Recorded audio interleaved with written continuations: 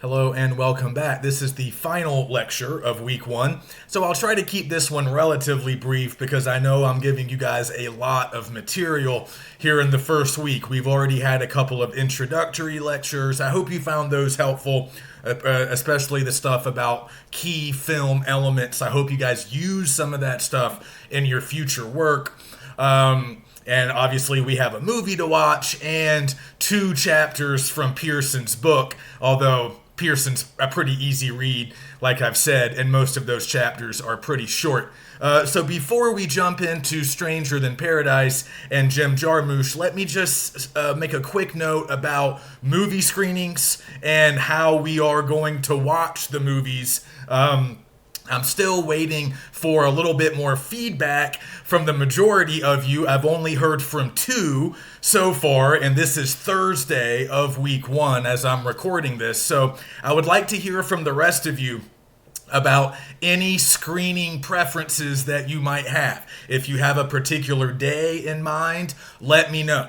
I probably will not be able to accommodate everyone, but I would like to choose a day that works for the majority. Obviously. And if we're just not interested, if the majority is not interested in doing screenings at all, that's fine. I'll be a little hurt, but we can certainly just cut them all together if you guys are just more comfortable watching the movies on your own. And the other thing I would like you to tell me more about is the link that I posted in the week one overview. So I gave you a link to the film.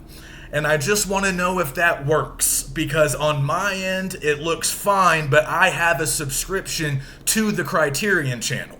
So when I click on that link, it just takes me to the website, and I can start the movie, no problem.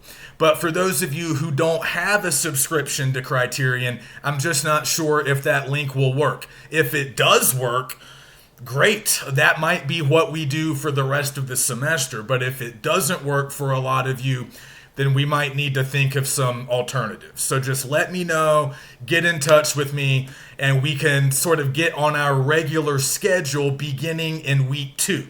We're obviously running out of time here in week one to have a screening. We could still do it maybe on Friday, but that might be our only option at this point. But if you guys can talk to me over the weekend, or at least just before next week really begins or gets too far underway, I can schedule a week two screening, and then we can do that for every other week for the rest of this semester. So just let me know what your preferences are, and it's really up to you guys. I will do whatever works best for you guys. I would like to have movie screenings. I think that would help to create a sense of community that we often don't have in online classes, but I will do whatever works for the majority.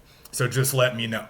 Okay, so I wanted you guys to read the chapter in Pearson's book about this film and about Jarmusch and the larger influences that they continue to have and how they really help to jumpstart this indie film revolution that's sort of going on in America during the 1980s. So hopefully that chapter provides some helpful context. And if you look inside the week one overview, I've given you a little biographical overview of Jarmusch and his career. Some of you might be familiar with some of his films. He's become a pretty well-known director. I would still argue that he's not quite mainstream, but like a lot of the other filmmakers that we're going to be learning about this semester, he starts out making small budget, independent movies. He kind of gets a cult following, becomes a little bit more well-known, becomes celebrated critically,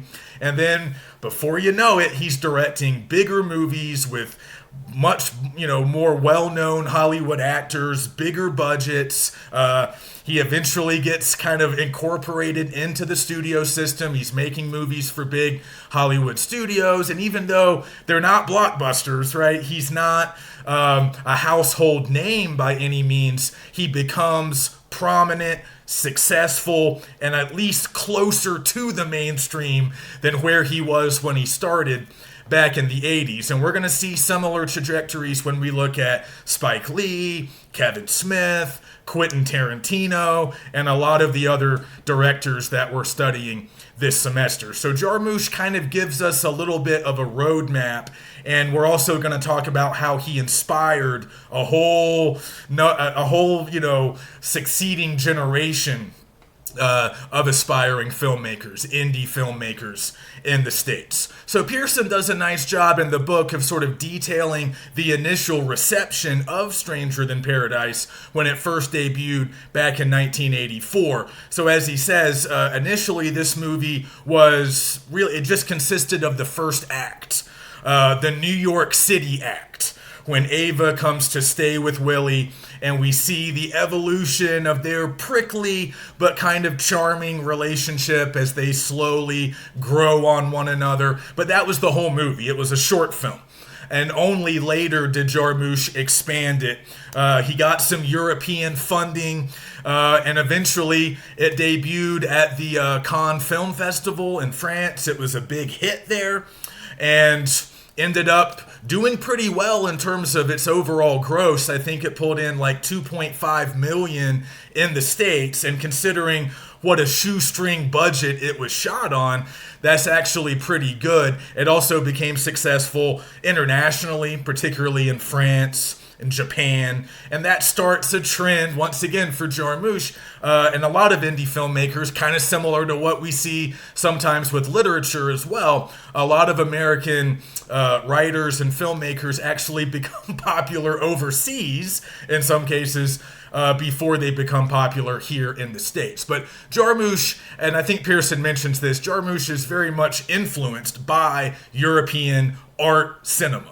Very much influenced by the French New Wave. You can see that with his black and white color choices and certain other visual aspects, and also aspects of the story and characterization.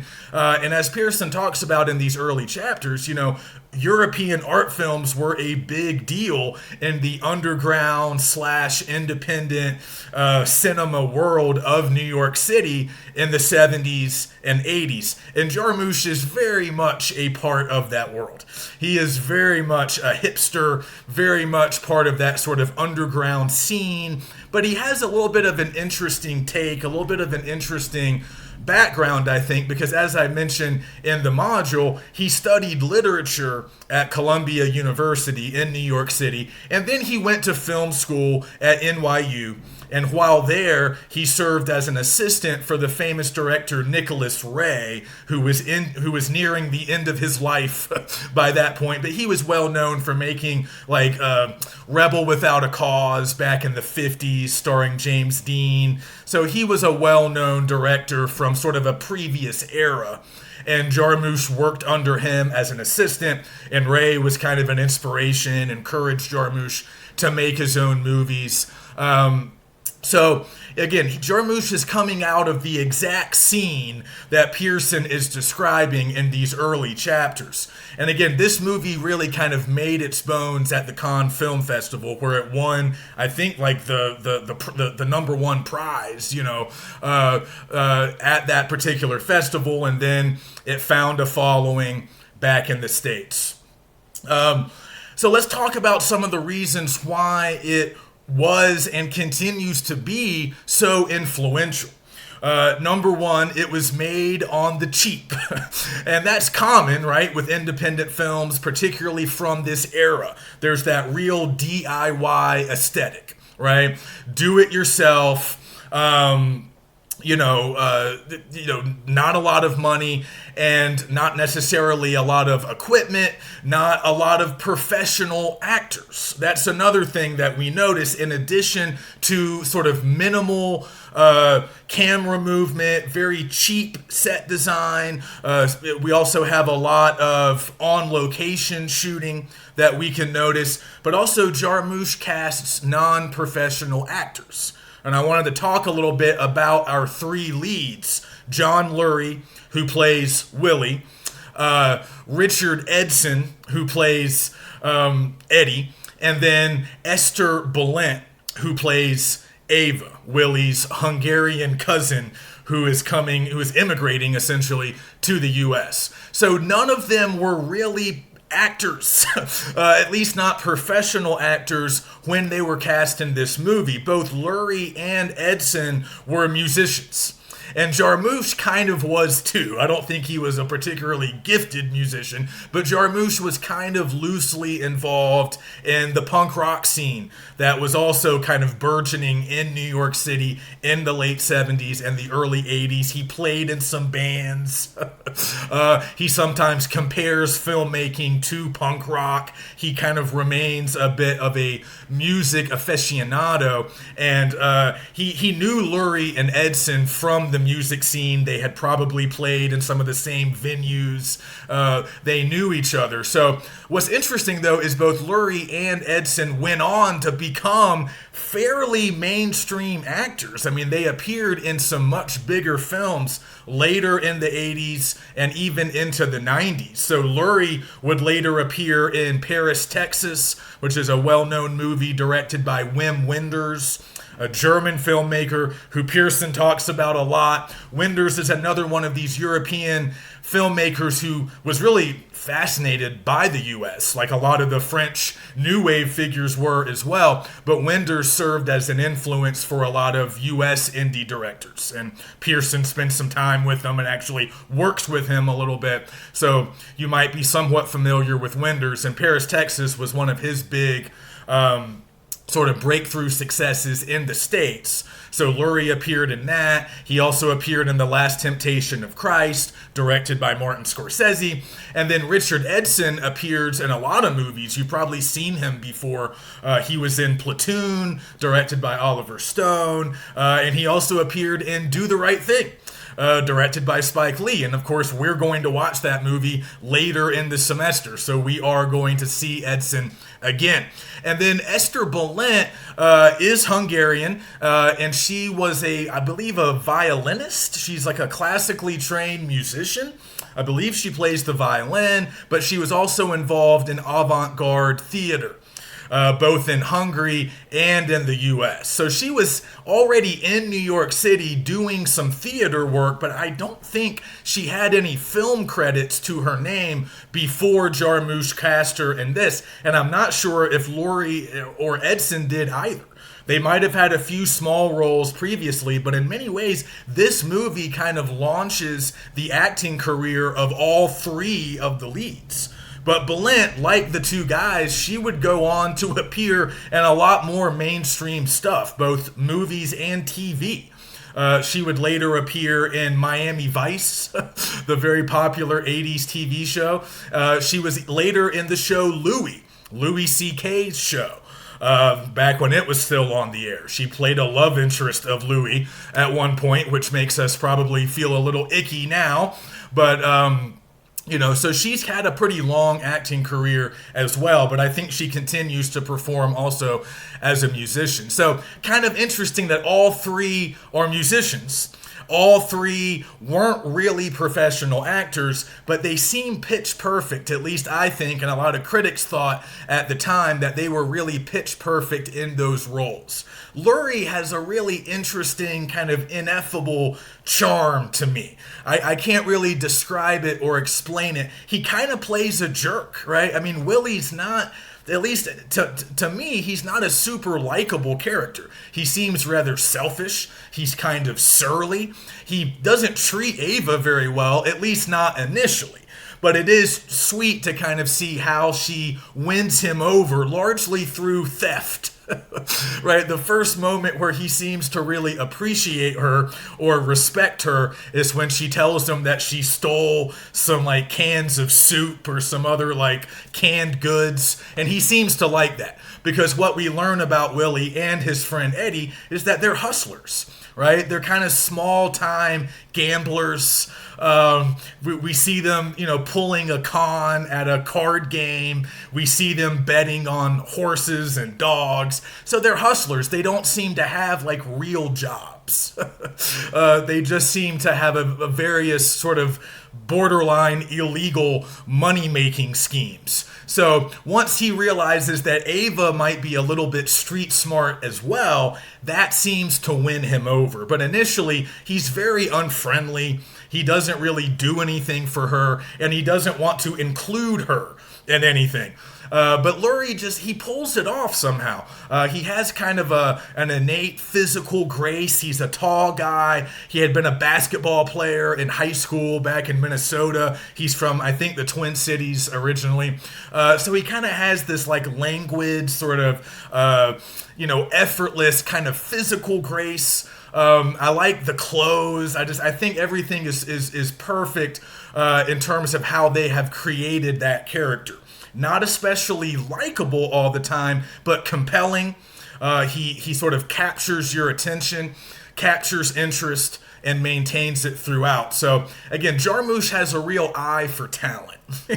Like Pearson says, he's not using the Screen Actors Guild here, right? He's not going through a traditional casting process where he would get sort of established actors who had training and some kind of background in the field. Instead, he just finds people that look right, that have the right personalities in some ways, right?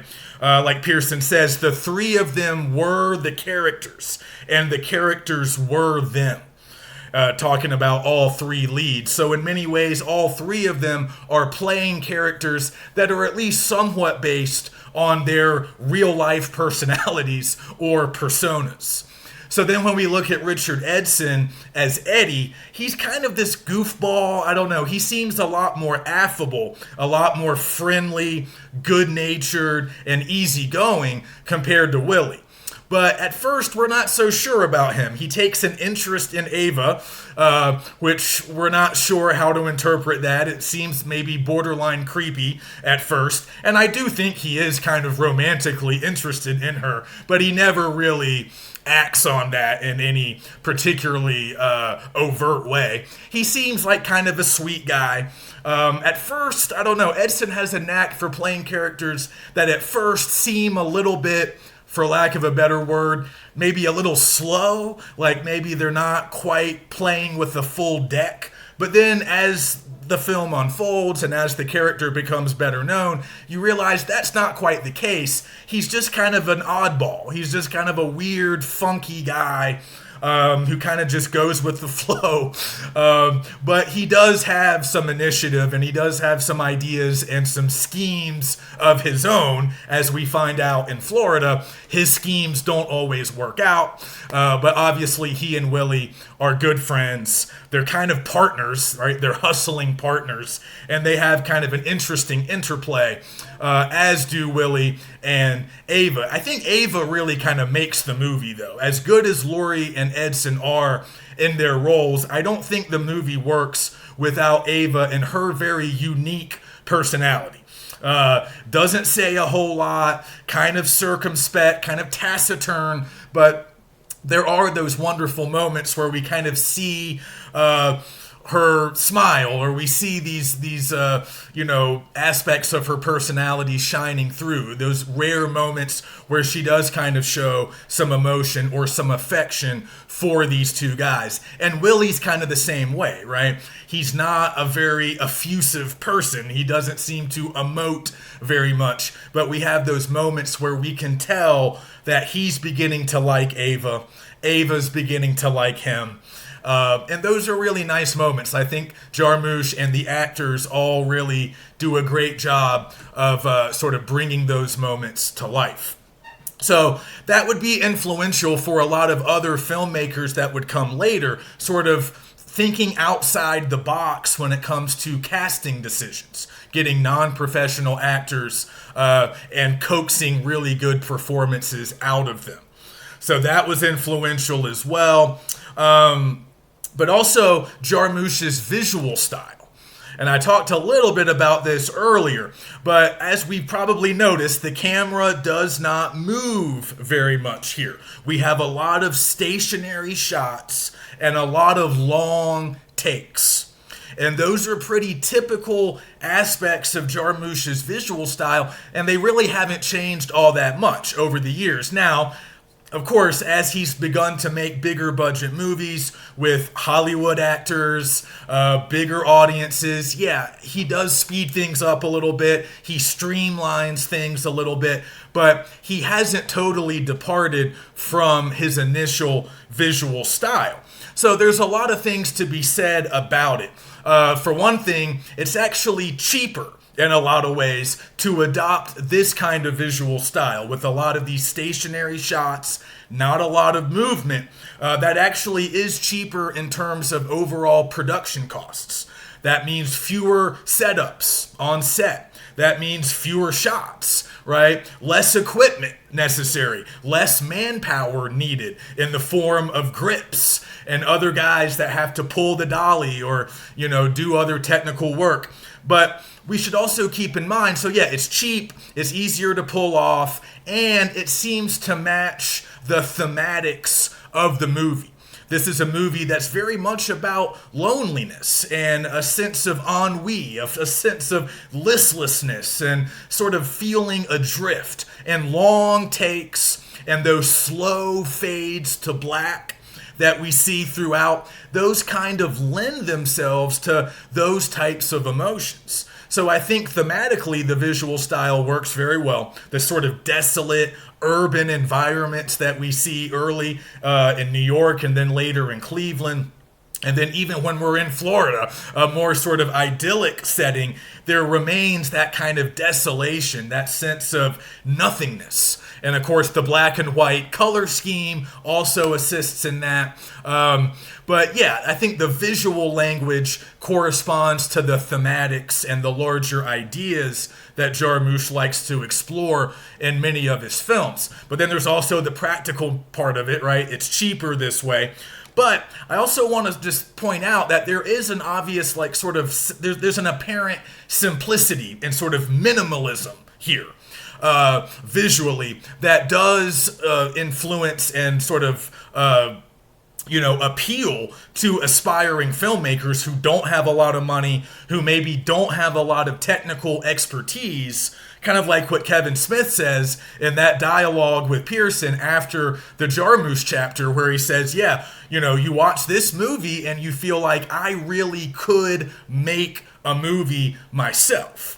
Because, again, doesn't seem to take a whole lot of money, and it doesn't seem to take necessarily any kind of visual virtuosity or extensive technical understanding. But I think we overstate that a little bit sometimes, because if you really pay attention to the composition of the shots and the overall sort of visual language here, it's actually very elegantly shot by Tom DeCillo, who is the cinematographer here and would later go on to direct some films of his own. I strongly recommend Living in Oblivion, his 1995 film starring Steve Buscemi, and it's all about an aspiring indie filmmaker played by Buscemi trying to make a cheap independent film and having all of these issues. It's a really good movie. I came very close to including it on our syllabus, but I couldn't quite fit it in. But DeCillo is a pretty accomplished filmmaker in his own right, and he's in charge of the cinematography on this film. So we need to acknowledge that his sense of framing is exquisite. This is really not amateur hour. That's how some people talked about it when it first came out, and even today. They talk about Jarmusch kind of has an awkward or amateurish visual style. That might have been true with his first film, Permanent Vacation, which came out a few years prior and was not very well received. But here with Stranger Than Paradise, working with a real pro in DeCillo, I don't think there's anything amateurish about the visual style. It just has a certain austere, sort of simplistic or just simple sort of effect. But I think that's very much by design, and I think, again, that works well with all of the other elements that we can track in the film. So yeah, the camera doesn't move a whole lot, but it does move sometimes. We do see some excellent pans and some tracking shots, like when Ava first arrives in New York City and we watch her sort of walking down the street and the camera is following her from a distance. You might notice that we don't see a lot of close-ups here. We're usually at kind of a remove from the actors. We kind of keep a distance from them, but we do see some subjective shots.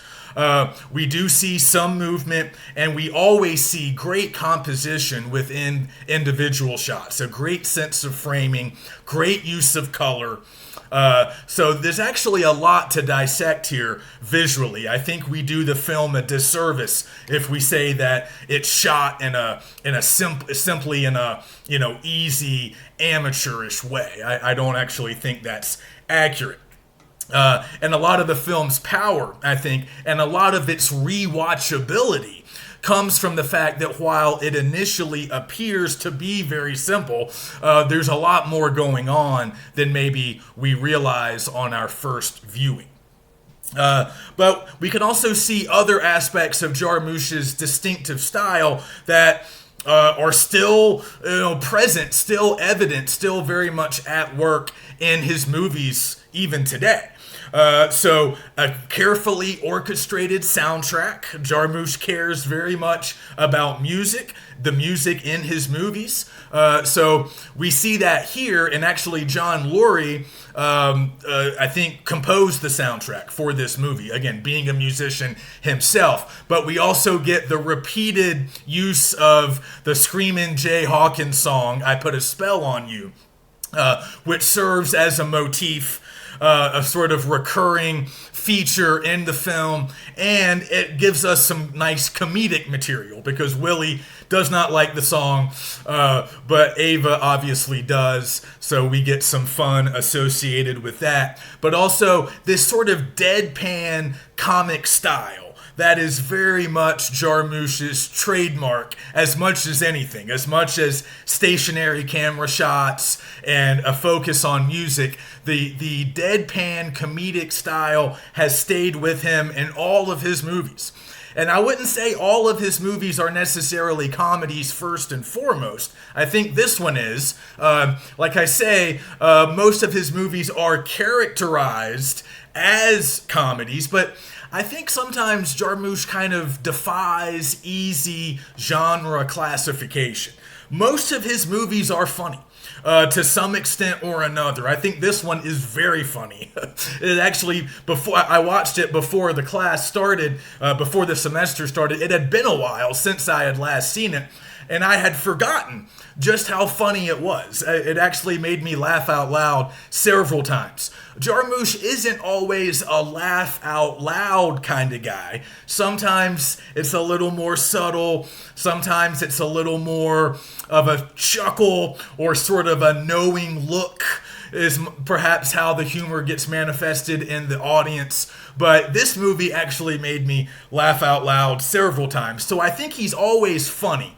But his style of being funny, it's understated. There's not a lot of big jokes or punchlines. And again, think about the visual language. Sometimes those long shots, the camera lingering on the characters, sometimes that's very much a part of the comedy. That's very much what ultimately prompts us to laugh. So again, the visual language matches up with the thematics and the overall sort of style that Jarmusch is striving for. So also, we always see eccentric characters in Jarmusch's films. We certainly see that here. If you've seen any of his other movies, you'll notice that's a trend. He likes weird people. He likes people that are not typical in various ways. They have weird jobs. They have sort of alternative lifestyles. Or they're just unique and different in various ways. And he likes to explore these kinds of characters. Also, urban settings. That's not always true.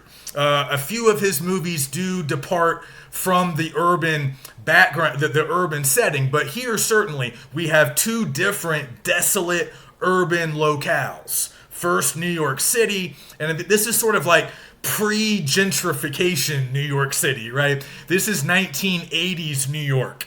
Crime riddled, kind of grimy. I don't think guys like Willie could really afford a lot of apartments in New York City anymore today. But this is kind of a glimpse into a previous version of the city. We don't need to get too far into this, but the 80s were a time of great change in New York as successive, government, mayoral administrations sort of tried to clean the city up. That's when gentrification really got moving. And Pearson kind of talks about that a little bit in the book, about how a lot of those old repertory theaters, like the ones where he used to work, they're gone, right? Like they couldn't survive some of these big changes to the city as it was made a little bit more tourist friendly. Rents went up, property values went up. So that's a whole nother lesson. That's a whole nother class, really. But this movie does kind of give us an interesting snapshot of New York kind of as it was, not necessarily as it is now so much. Although I'm sure there are pockets that have still kind of remained the same. But then we go to Cleveland, and it's no better, right? In some ways, maybe even worse. There's snow everywhere.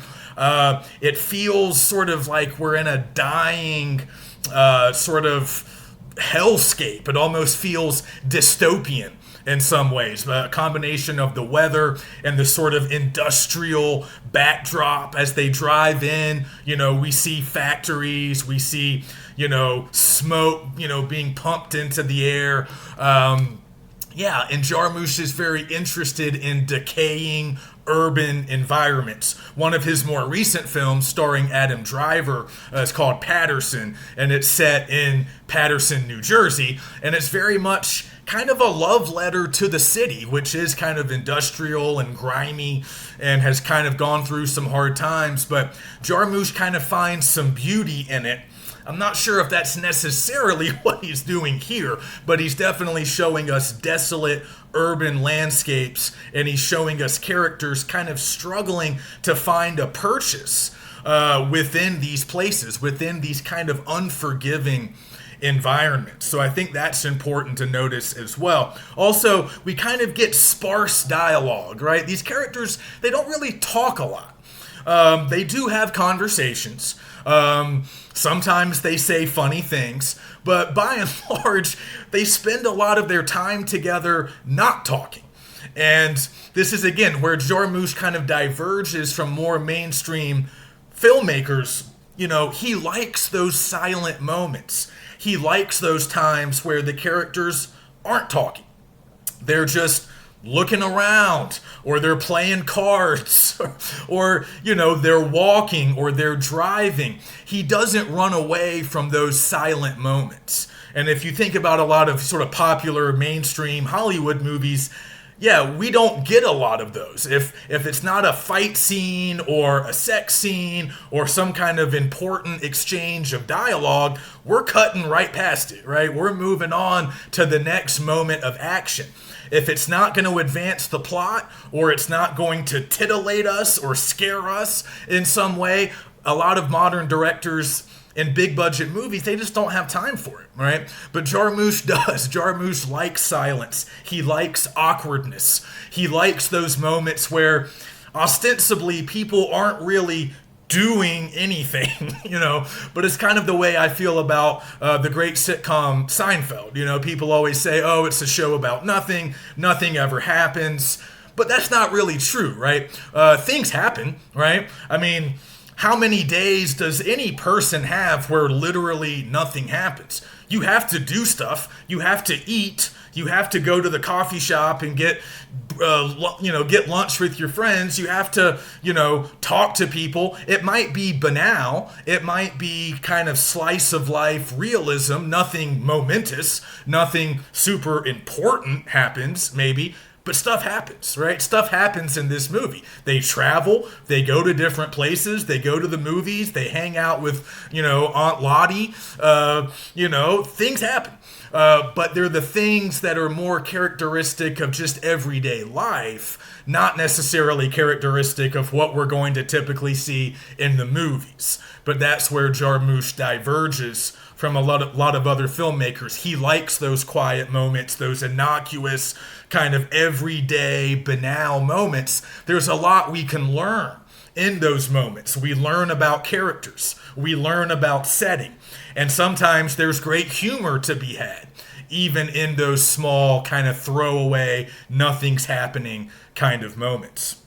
But again, also coming back to some of the ideas I've already mentioned, yes, his movies are often quite funny, but at the same time, they often deal with themes like loneliness, alienation, and a sense of ennui. That's a word that we probably know. If you ever had to read Madame Bovary, it always gets talked about in connection with that particular character in that famous novel by Flaubert. But it's just basically this feeling of being feeling listless and dissatisfied. Because you're kind of bored, nothing is really happening in your life, at least not the things that you want to happen. Again, everyday things are happening, but they're not enough for you. You're dissatisfied. You feel kind of adrift. You're listless. You don't feel like you have a lot of energy or resolve because life is maybe beating you down in some ways. So a lot of Jarmusch's characters experience that. They're dissatisfied. They're sort of drifting. They don't seem to have firm roots. We see that here, right? I mean, obviously with Ava, she's an immigrant. She's brand new to America. So she's trying to find a home. She's trying to find her place. And it's hard not to feel bad for her. She goes from Willie's little crappy, dirty apartment to her Aunt Lottie's house in Cleveland. And while that's a little bit more spacious and more comfortable, she kind of gets treated like a kid. She doesn't have much freedom. Lottie is from the old world, right? And she's one of my favorite characters. We'll talk about her in a moment. She's always speaking in Hungarian. And she doesn't really view Ava as a sort of autonomous adult. So we can see that Ava feels trapped, right? She works at a hot dog stand. She lives in this desolate kind of urban hellscape. So it's very clear with her.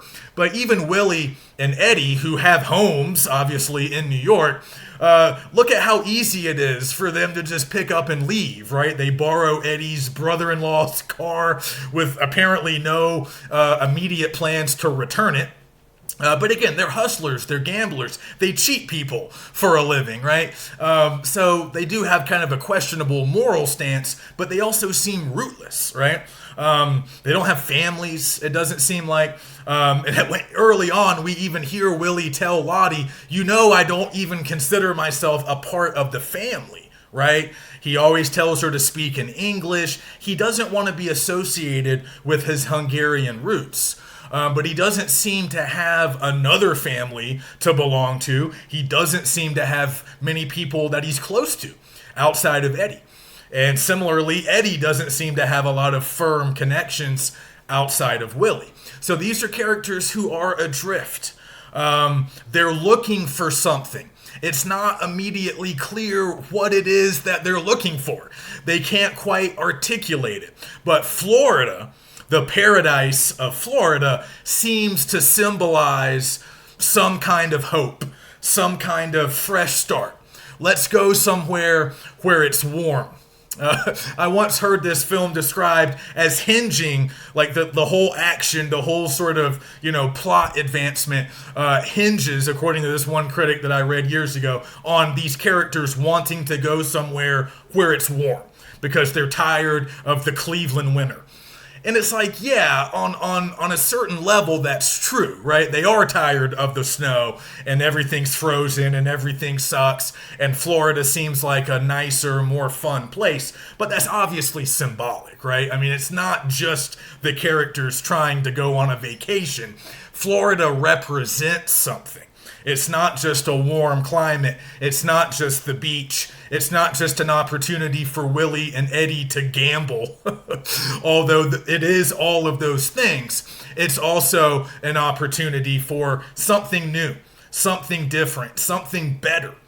But it doesn't really turn out to be better, at least not in the ways that they hope for. So we see a lot of ennui, a lot of frustration amongst these characters. And again, the visual style, like I've said, works very well to express those ideas. The long takes, the slow fades to black, they kind of capture the character's state of mind. Because, yeah, a long take where we're just looking at two characters sitting at a table, that can make us feel a little bit restless, right? As the viewers, we're kind of looking around like, okay, what are they going to do? What's going to happen next? And that's kind of the idea. We don't know. We don't really have a lot to do. Willie and Eddie, they go to Cleveland. They don't have a lot to do, right? You want to go watch the Cavaliers? They're a bad team, you know? You want to go to the movies and kind of barge in on Ava's date? Yeah, okay. What do you want to do? You want to head back to New York? And there's that great exchange when they're on the train tracks in Cleveland. This is around maybe like the 50-minute mark, somewhere in that neighborhood. It's right after Eddie asks, hey, you want to go back pretty soon? Because he's bored, right? There's not much to do at Aunt Lottie's house. And then a really telling line from Eddie, he says, you know, it's funny. You come to someplace new and everything looks just the same. But then I want you to notice what happens next. Right after he says that, Willie, being kind of surly as is his typical style, says, no kidding, Eddie. And then he walks out of the frame.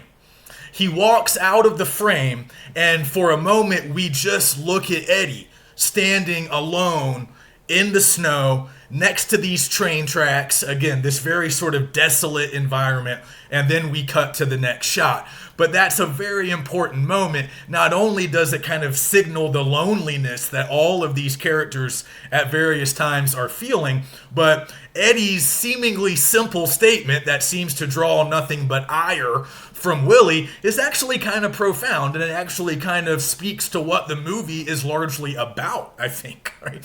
You can go looking for new things, new experiences, but in a lot of ways, it's always going to be the same. They leave New York for Cleveland, and it's kind of the same. It's cold. You know, they're surrounded by urban decay. They're surrounded by people who don't have much and aren't really going anywhere. They themselves are not really going anywhere. So again, as long as the characters aren't changing, we can sense that their circumstances are not really going to change no matter where they go. And that seems rather important on the level of theme. But also, with Jarmusch's movies, there's always these kind of small, subtle, inspired touches that are easy to overlook if you're not really paying attention, but they're often comedic. He loves recurring features. He loves little tropes. Some of that's visual, some of that's music, some of that comes up or shows up in dialogue. But there's always these little details, sometimes character actors who show up and do really important work. And I think we see an example of that here with Aunt Lottie, who just cracks me up. I forgot how funny she was. She is an absolute delight, I think. And the sequences, the scenes, I guess we could call it maybe one extended sequence where they're kind of hanging out at Lottie's house. They go to the hot dog stand. They go to the movies with Ava and her sort of quasi-boyfriend. And again, we have this clear 3-part structure here that I mentioned in the discussion post. Act 1 is New York. Act 2 is Cleveland. Act 3 is obviously Florida. So there's a real clear organization here that I think works well for analysis. But I love the scenes in Lottie's house where she feeds them, speaks in Hungarian, and then my favorite is when they're playing cards. This is one of the funniest scenes in the movie to me. She beats the boys in cards and then declares, "I am the winner." in her accent. And Eddie points out that that's the third straight time that she's won. And she says, I'm going to try to quote her here, "I am lucky in card. I win every time."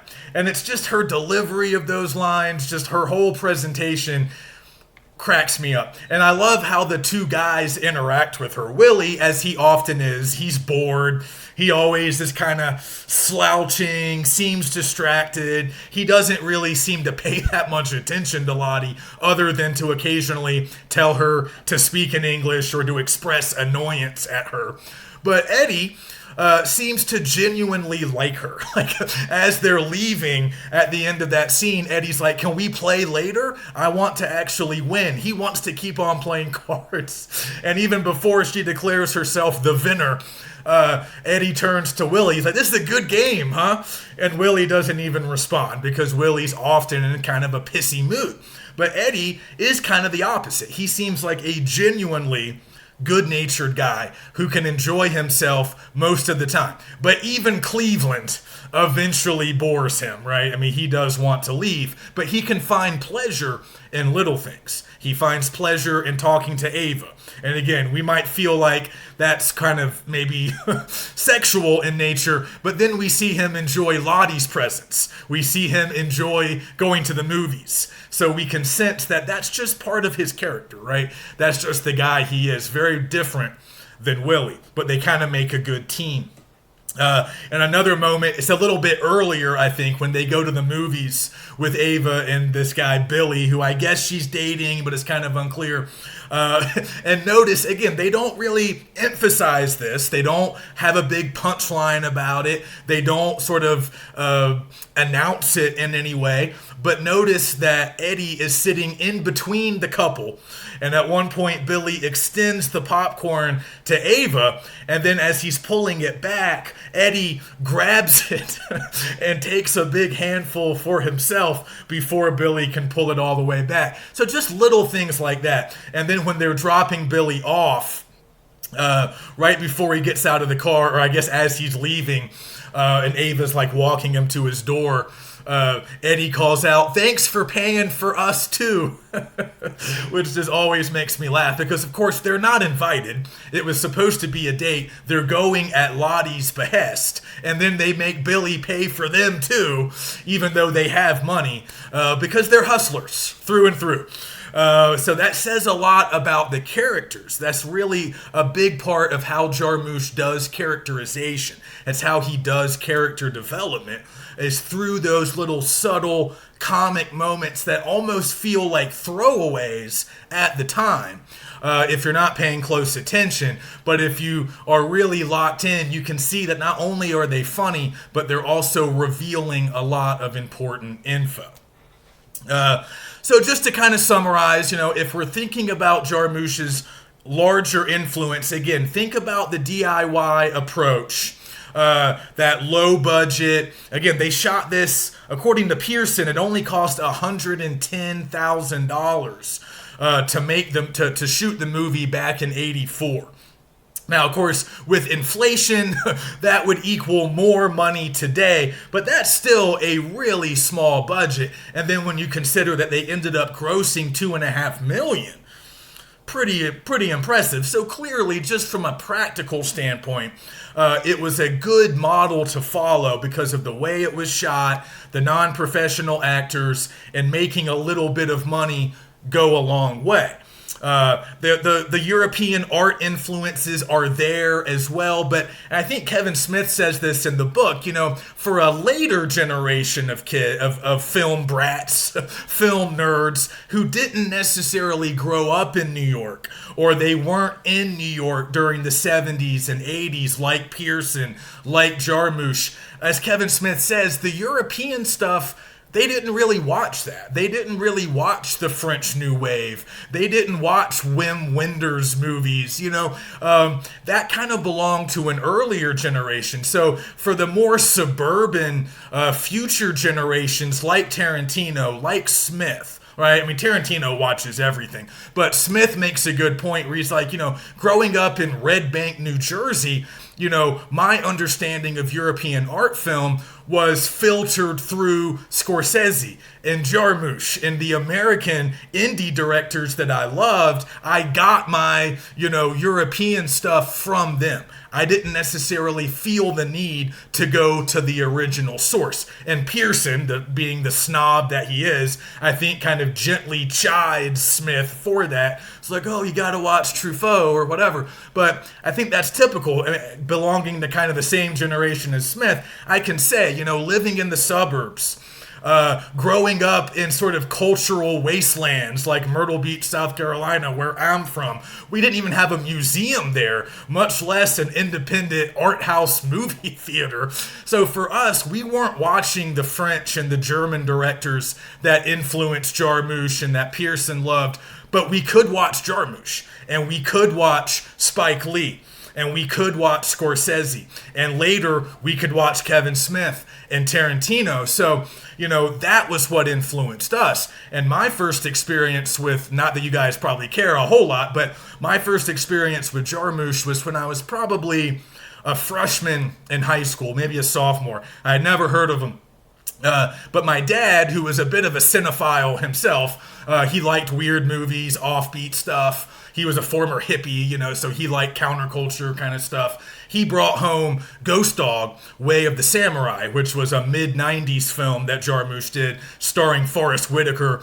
Kind of a send-up of gangster movies and samurai movies. Very strange. Didn't find a huge audience in the States, but it was released pretty widely, theatrically, got, distributed by a big distribution company, an arm of some big studio. So it eventually turned up on the shelves of our local Blockbuster. And my dad brought it home one weekend. He would always bring home, he was a librarian, so he would always bring home movies and books for us to check out because we had kind of similar tastes, But he had never heard of Jarmusch. But he brought this movie home and he was like, hey, it looks kind of weird. Let's check it out. And we just fell in love with it. We thought it was funny. We liked the music. We liked the visual style. And it was just different. It was distinctive. And after that, we were like, all right, let's see what else we can get from this guy. The only other movie by Jarmusch that we could get from Blockbuster was Dead Man, starring Johnny Depp, which was his kind of send-up of the Western genre. So like I said, he got a lot more prominent in the 90s, and he was getting bigger name actors, and he started tackling sort of classic genres. I mentioned that in the module. He tackles the gangster movie, the Western. He's always doing it kind of satirically. He's always doing it in kind of an ironic way. But yeah, I fell in love with him in high school and have tried to watch every movie he's ever made. I think I succeeded recently. No, that's not true. I still haven't seen The Dead Don't Die, which is his most recent film starring Bill Murray, Adam Driver, and Tilda Swinton. I still haven't seen that one. I would like to. But, for us, we didn't have the art house cinema. We didn't have the repertory theaters. We didn't have that kind of art scene. So I think Smith is really onto something when he says filmmakers like Jarmusch, they took that influence and then they kind of made it more widely, that European influence, that older art film influence, and they made it accessible. They made it broadly accessible for suburban American kids who didn't really have access to the French and German stuff that Jarmusch is kind of riffing on. But again, the paradox with Jarmusch, among others, is that he takes those European influences and he does something very American with them. He's very interested in American music, American cities, and the American experience. I know that's a very vague term, but just that kind of unique rootlessness that seems to permeate a lot of Americans and a lot of American cinema. Traveling, searching, not always feeling at home anywhere, hustlers, gamblers, immigrants, right? It's all very American in a lot of ways, even if he's taking some of his visual cues, certainly from an earlier generation of European film. So that's pretty much all I have. But again, the wonderful casting, that was influential. And also this idea that you didn't necessarily have to possess technical virtuosity in order to make really good independent films. I think that's a big part of Jarmusch's appeal as well. Like Kevin Smith says somewhere in Pearson's book, I think in that first, or in the dialogue right after the Stranger Than Paradise chapter, Smith says there's something to be said for just setting up the camera and letting things happen, letting characters talk, or maybe just letting characters sit there. There's something to be said for that, and a whole nother generation of filmmakers would pick up on that. There's something about that style, it feels real, it feels organic, it feels kind of vital in certain ways, and perhaps most importantly, it feels possible. It feels possible to maybe replicate or to simulate in some ways. So I think that's it. I'm just looking one more time at my notes to see if there's anything else. There's a few kind of important figures of the New York art underground that appear in the 80s. Rocket's Red Glare and Ram LZ, who's kind of an influential graffiti artist and hip-hop artist from New York. He's the guy that gives Ava the money accidentally near the end, but you guys don't need to know much about that. Rocket's Red Glare was the angry fellow in the card playing scene when our two guys rip off the other guys in the poker game. But so again, those were nice little touches back in the 80s when people actually knew who they were. I don't think they mean much to us now, but you can Google those people. They're kind of well known in their time and place. And notice how Lake Erie in Cleveland and that whole atmosphere looks a little bit like the Atlantic coast in Florida, or maybe we're on the Gulf Coast. I'm not actually sure, but they go to paradise, but it still seems overcast, still seems kind of desolate, right? Even at the beach, even in this new locale. So again, that's a motif that runs throughout along with Screamin' Jay Hawkins. And I would just kind of think of this maybe as slice of life realism, expertly crafted and delivered. It might feel like nothing's going on. It might feel simple, but it's actually very exquisitely and expertly done. And that might be its lasting legacy above all else. Okay. That's enough. I hope you guys enjoy the movie. Get in touch with me. Tell me about your screening preferences. Tell me if that link worked. And then I will see you next week for our week 2 material.